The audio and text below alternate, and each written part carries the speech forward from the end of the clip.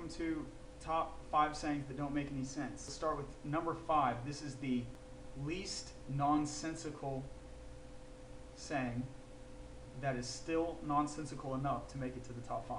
I have nothing against swearing, but if you're going to swear, do it correctly. People come up with the stupidest sayings involving swear words. I'll emphasize, people use the F word. I'm not going to cuss on here.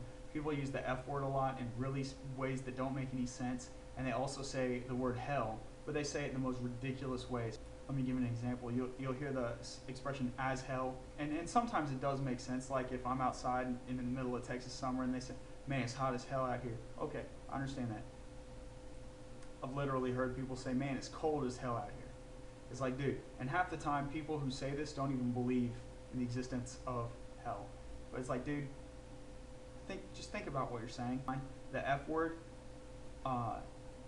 let's look this up on dictionary.com to get the accurate definition. To have sexual intercourse with. Okay, now, I don't know about you, but for me, that's rarely what people are trying to convey when they say this. Usually, they'll be conveying pain, like if you stub your toe, just conveying anger. Alright, so let's move on to number 4. This is one I hear a lot when I'm done packing up the groceries. They'll say thank you. And if I was an uneducated person, I would say you're more than welcome. This is a real pet peeve of mine. If you say more than welcome, the implication is that you're so welcome, you're something other than welcome, so you're no longer welcome. So taken literally, that would actually be an insult if you're more than welcome. What you mean to say is you're very welcome. Okay?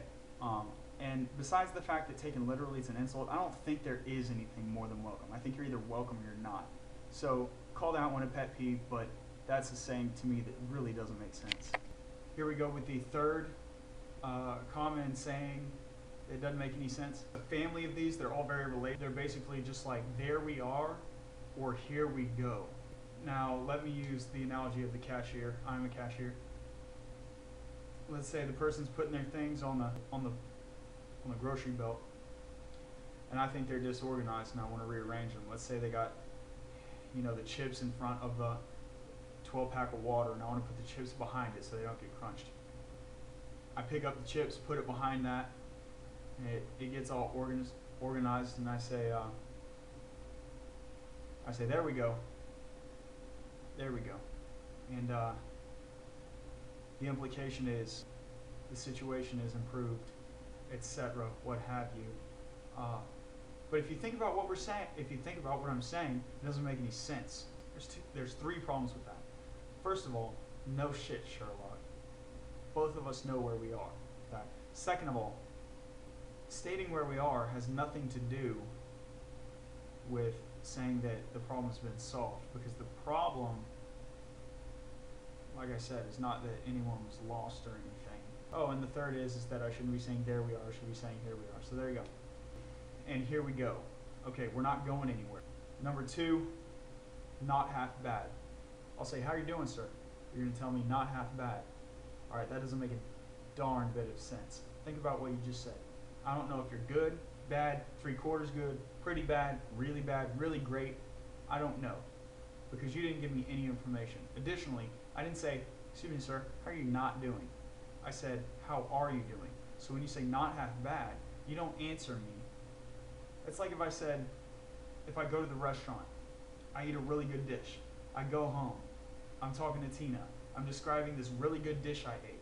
She's like, well, what was in it? And I'm like, well, there wasn't porcupine in it. There wasn't cactus leaves in it. There wasn't friggin' blueberries in this fettuccine Alfredo. She didn't ask me what was not in it. She asked me what was in it. You see what I'm saying? So that doesn't make any sense. Number one is an idiom. It's not just a manner of speaking. It's not just slang. It's an idiom. Maybe you can trace this one back. I don't know, but it's just so far out there that it just doesn't make any sense to me. And I would advise us educated people not to use this saying. The number 1 saying that doesn't make any sense is raining cats and dogs. Dude, it's not raining cats and dogs. Don't tell me that. There's no cats out there. There's no dogs out there. It doesn't sound like cats or dogs. The water droplets are not the size of cats and dogs. If you're talking about the water droplets are, in such great number, it's as if there were cats and dogs breeding because they breed at accelerated rates. First of all, that's not the best analogy. Everyone knows bugs breed quicker. You could say it's raining ants or something like that. That still wouldn't make sense. This saying makes no sense. Why are you saying it? What they're trying to say is it's raining a lot, or it's raining very heavily.